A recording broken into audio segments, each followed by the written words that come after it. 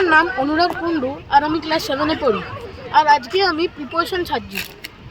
Preposition হচ্ছে এমন কিছু শব্দ যেগুলো যে কোনো একটা সেন্টেন্সকে যে পজিশন বলে বা ওটাকে মানে রিলেট করে। যেমন example, the cat is sleeping on the bed. তো এখানে প্রিপোজিশন হচ্ছে অন। আর প্রিপোজিশনের 3টে পার্ট হয়। Preposition of time, place and movement or direction. Preposition of time এর মধ্যে in, on, at, for, since, from এগুলো পড়ে। আর প্রিপোজিশন অফ টাইমের একটা example, the movie starts at 4:30 PM। আর তারপর preposition of place.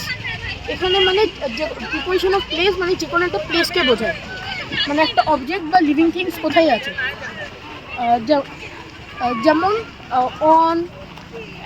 On, in, at. একটা example, I live in Durgapur. আর এরপরে হচ্ছে প্রিপোজিশন অফ মুভমেন্ট বা ডিরেকশন। এর মধ্যে অ্যাক্রস, থ্রু, ইনটু এগুলো পড়ে। এর একটা example, the water is poured into the glass. Thank you.